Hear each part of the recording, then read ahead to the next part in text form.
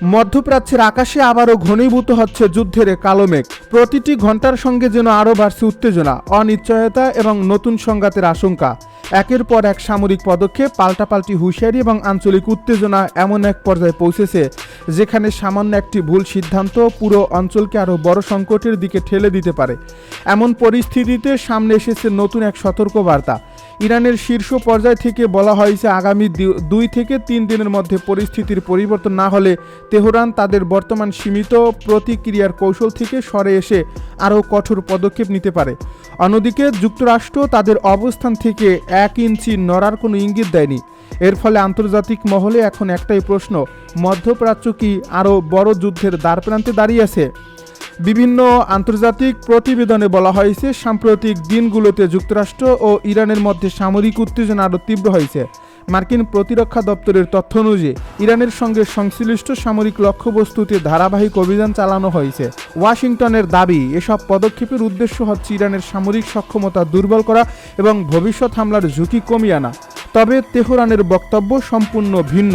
Iran অভিযোগ করেছে এসব হামলায় শুধু সামরিক স্থাপনাই নয়, গুরুত্বপূর্ণ বেসামরিক অবকাঠামো ক্ষতিগ্রস্ত হয়েছে।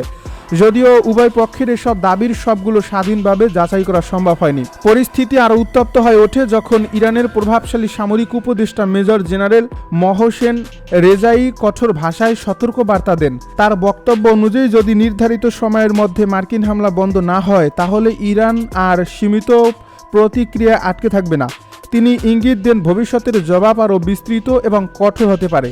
এই মন্তব্য আন্তর্জাতিক কূটনৈতিক মহলে নতুন করে উদ্বেগ সৃষ্টি করছে, কারণ এমন ঘোষণা আঞ্চলিক সংঘাতকে আরও বিস্তৃত করার ঝুঁকি তৈরি করে।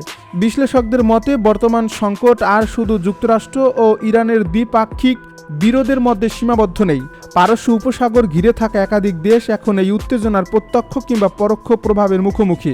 ইরানের পক্ষ থেকে দাবি করা হয়েছে অঞ্চলে মার্কিন সামরিক উপস্থিতির সঙ্গে সম্পর্কিত বিভিন্ন স্থাপনাকে লক্ষ্য করে পাল্টা হামলা চালানো হয়েছে। অন্যদিকে যুক্তরাষ্ট্র বা সংশ্লিষ্ট দেশগুলোর পক্ষ থেকে এসব দাবির সবগুলো নিশ্চিত করা হয়নি। এর ফলে প্রকৃত ক্ষয়ক্ষতির চিত্র এখনও পুরোপুরি স্পষ্ট নয়। যুদ্ধের প্রভাব শুধু সামরিক ক্ষেত্রে সীমাবদ্ধ থাকছে না। বিভিন্ন প্রতিবেদন উঠে এসেছে অবকাঠামো, বিদ্যুৎ সরবরাহ এবং যোগাযোগ ব্যবস্থাও চাপের মুখে পড়ছে। কিছু এলাকায় বিদ্যুৎ সরবরাহে বিঘ্ন এবং জনসেবামূলক কার্যক্রমে সমস্যা দেখা দেওয়ার খবর পাওয়া গেছে। এই পরিস্থিতিতে ইরানের সংশ্লিষ্ট কর্তৃপক্ষ নাগরিকদের বিদ্যুৎ ব্যবহারে সতর্ক থাকার আহ্বান জানিয়েছে, কারণ সংঘাত দীর্ঘায়িত হলে জ্বালানি ও বিদ্যুৎ খাতের উপর চাপ আরও বাড়তে পারে। যুদ্ধের আরেকটি বড় প্রভাব পড়ছে সাধারণ মানুষের জীবনে। বহু পরিবার নিরাপত্তাহীনতার মধ্যে দিন কাটাচ্ছে। কোথাও আশ্রয়কেন্দ্রে ভিড় বাড়ছে, কোথাও আবার জরুরি খাদ্য ও চিকিৎসা সামগ্রীর চাহিদা বেড়ে যাচ্ছে। সংঘাত যত দীর্ঘ হচ্ছে মানবিক সংকটও তত গভীর হচ্ছে। আন্তর্জাতিক মানবাধিকার সংস্থাগুলো বারবার বেসামরিক মানুষের নিরাপত্তা নিশ্চিত করার আহ্বান জানালেও বাস্তব পরিস্থিতি এখনও উদ্বেগজনক। জাতিসংঘ সহ আন্তর্জাতিক সম্প্রদায় ক্রমেই উদ্বেগ প্রকাশ করছে। জাতিসংঘের মহাসচিব বেসামরিক স্থাপনা ও সাধারণ মানুষের উপর হামলা থেকে বিরত থাকার আহ্বান জানিয়েছেন। একই সঙ্গে দ্রুত সংলাপ এবং উত্তেজনা প্রশমনের উপর গুরুত্ব আরোপ করা হয়েছে। চীন, পাকিস্তান সহ একাধিক দেশও যুদ্ধবিরতির আহ্বান জানিয়েছে এবং কূটনৈতিক সমাধানের পক্ষে অবস্থান নিয়েছে। তবে এখন পর্যন্ত কোনো পক্ষই দৃশ্যমান আলোচনার টেবিলে ফিরতে প্রস্তুত এমন ইঙ্গিত স্পষ্টভাবে দেখা যাচ্ছে না। বিশ্লেষকদের মতে বর্তমান পরিস্থিতির সবচেয়ে বড় ঝুঁকি হলো ভুল হিসাব। যখন দুই পক্ষই নিজেদের অবস্থানে অনড় থাকে তখন ছোট একটি সামরিক ঘটনা থেকেও বড় আকারের সংঘাত ছড়িয়ে পড়তে পারে। বিশেষ করে পারস্য উপসাগরের মতো কৌশলগত অঞ্চলে সংঘর্ষ বাড়লে শুধু মধ্যপ্রাচ্য নয়, বৈশ্বিক জ্বালানি বাজারও বড় ধাক্কা খেতে পারে। এদিকে সমুদ্রপথের নিরাপত্তা নিয়ে নতুন করে উদ্বেগ তৈরি হয়েছে। বিভিন্ন প্রতিবেদনে ওমান উপকূলের কাছে একটি বাণিজ্যিক ট্যাঙ্কার ক্ষতিগ্রস্ত হওয়ার খবর প্রকাশিত হয়েছে। যদিও এই ঘটনার পূর্ণাঙ্গ তদন্ত শেষ হয়নি, তবুও এই ধরনের ঘটনা আন্তর্জাতিক নৌপথের নিরাপত্তা নিয়ে নতুন প্রশ্ন তুলছে। কারণ বিশ্বের উল্লেখযোগ্য পরিমাণ জ্বালানি এই অঞ্চল দিয়ে পরিবাহিত হয়। এর ফলে সামান্য অস্থিরতাও বিশ্ববাজারে তেলের দাম এবং পরিবহন ব্যয় বাড়িয়ে দিতে পারে।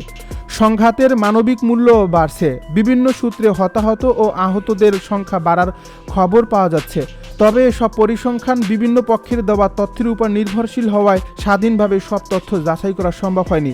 তবুও একটি স্পষ্ট বিষয়, প্রতিটি নতুন হামলার সঙ্গে সাধারণ মানুষের দুর্ভোগ আরও বেড়ে চলছে। জরুরি ভিত্তিতে বিকল্প ব্যবস্থা নেওয়ার চেষ্টা চলছে, তবে ক্ষতিগ্রস্ত অবকাঠামো দ্রুত পুনরুদ্ধার করা সম্ভব হবে কিনা তা নিয়ে এখনও অনিশ্চয়তা রয়েছে। ওয়াশিংটনের পক্ষ থেকে আনুষ্ঠানিকভাবে প্রতিটি হামলার বিস্তারিত ব্যাখ্যা না দিলেও মার্কিন সামরিক সূত্রগুলোর বক্তব্য অনুযায়ী এই অভিযানের উদ্দেশ্য ইরানের সামরিক সক্ষমতা আরও দুর্বল করা এবং ভবিষ্যৎ হামলার ঝুঁকি কমিয়ে আনা। যুক্তরাষ্ট্রের সেন্ট্রাল কমান্ডো এর আগে জানিয়েছিল, আঞ্চলিক নিরাপত্তা রক্ষার স্বার্থেই তারা নির্দিষ্ট সামরিক লক্ষ্যবস্তুতে অভিযান পরিচালনা করছে। তবে ইরান এই ব্যাখ্যা পুরোপুরি প্রত্যাখ্যান করে একে সরাসরি আগ্রাসন হিসাবে বর্ণনা করছে। এই হামলার পর ইরানের পররাষ্ট্রমন্ত্রী আব্বাস আরাকচি বলেছেন, ধারাবাহিক সামরিক চাপ ইরানকে দুর্বল করেনি, বরং দেশের জনগণকে আরও ঐক্যবদ্ধ করছে। তার ভাষ্য অনুযায়ী বিদেশি হামলার মুখে ইরানের জনগণ এবং রাষ্ট্র আরও দৃঢ় অবস্থান নিয়েছে। একই সঙ্গে তিনি ইঙ্গিত দিয়েছেন, তেহরান নিজেদের নিরাপত্তা নিশ্চিত করতে প্রয়োজনীয় সব ধরনের পদক্ষেপ নিতে প্রস্তুত রয়েছে। এদিকে হামলার জবাবে ইরানের ইসলামিক রেভলিউশনারি গার্ড কর্পস বা আইআরজিসি উপসাগরীয় অঞ্চলে যুক্তরাষ্ট্রের বিভিন্ন সামরিক স্থাপনাকে লক্ষ্য করে হামলা চালানোর দাবি করছে। তাদের এই বক্তব্য অনুযায়ী উত্তর ভারত মহাসাগরে অবস্থানরত একটি মার্কিন যুদ্ধজাহাজকে লক্ষ্য করে উপকূল ভিত্তিক ক্রুজ ক্ষেপণাস্ত্র নিক্ষেপ করা হয়েছে। যদিও এই দাবির সত্যতা নিয়ে এখনও স্বাধীনভাবে নিশ্চিত হওয়া যায়নি এবং যুক্তরাষ্ট্র এ বিষয়ে বিস্তারিত কোনো আনুষ্ঠানিক মন্তব্য দেয়নি। আইআরজিসি আরও দাবি করছে, কুয়েতে অবস্থিত ক্যাম্প আরিফজানের মার্কিন সামরিক সহায়তা কেন্দ্র এবং আলী আল সালেম বিমান ঘাঁটির একটি রাডার স্থাপনা ক্ষতিগ্রস্ত হয়েছে। একই সঙ্গে বাহরাইনে যুক্তরাষ্ট্রের মানববিহীন নৌযান পরিচালনা সংক্রান্ত একটি ঘাঁটি এবং একটি কৃত্রিম বুদ্ধিমত্তা ভিত্তিক নজরদারি কেন্দ্র হামলা চালানোর দাবি করা হয়েছে।